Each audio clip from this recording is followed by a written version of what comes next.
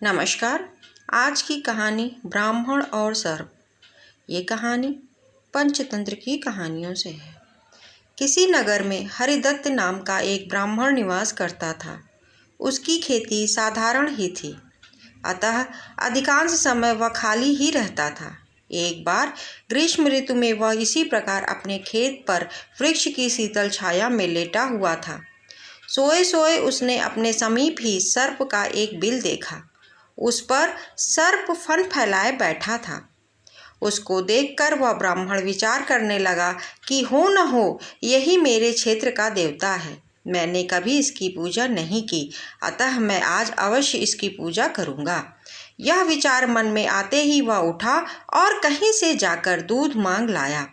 उसने एक मिट्टी के बर्तन में रखा और बिल के समीप जाकर बोला, हे क्षेत्रपाल, आज तक मुझे आपके विषय में मालूम नहीं था, इसलिए मैं किसी प्रकार की पूजा अर्चना नहीं कर पाया। आप मेरे इस अपराध को क्षमा कर मुझ पर कृपा कीजिए और मुझे धन धान से समृद्ध कीजिए। इस प्रकार प्रार्थना करके उसने उस दूध को वहीं पर रख दिया और फिर अपने घर लौट गया। दूसरे दिन प्रातःकाल जब वह अपने खेत पर आया तो सर्वप्रथम उसी स्थान पर गया। वहां उसने देखा कि जिस बर्तन में उसने दूध रखा था उसमें एक स्वर्ण मुद्रा रखी हुई है।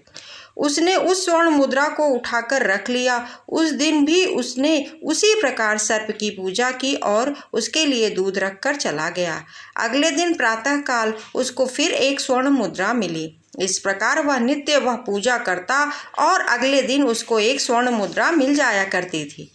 कुछ दिनों बाद उसको किसी कार्य से अन्य ग्राम में जाना पड़ा। उसने अपने पुत्र को उस स्थान पर दूध रखने का निर्देश दिया। तदनुसार उस दिन उसका पुत्र गया और वहां दूध रखाया। दूसरे दिन जब वह पुनः दूध रखने के लिए गया तो देखा कि वहां स्वर्ण मुद्रा रखी हुई है। उसने उस स्वर्ण मुद्रा को उठा लिया और वह मन ही मन सोचने लगा कि निश्चित ही इस बिल के अंदर स्वर्ण मुद्राओं का भंडार है। मन में यह विचार आते ही उसने निश्चय किया कि बिल को खोदकर सारी मुद्राएं ले ली जाएं। सर्प का भय था, किंतु जब दूध पीने के लिए सर्प बाहर निकला तो उसने उसके सिर पर लाठी का प्रहार किया। इससे सर्प तो मरा नहीं और इस प्रकार से क्रुद्ध होकर उसने ब्राह्मण पुत्र को अपने विष भरे दांतों से काटा कि उसकी तत्काल मृत्यु हो गई। उसके संबंधियों ने उस लड़के को वहीं उसी खेत पर जला दिया। कहा भी जाता है, लालच का फल कभी मीठा नहीं होता है। इससे यह सीख मिली कि लालच बुरी बला है।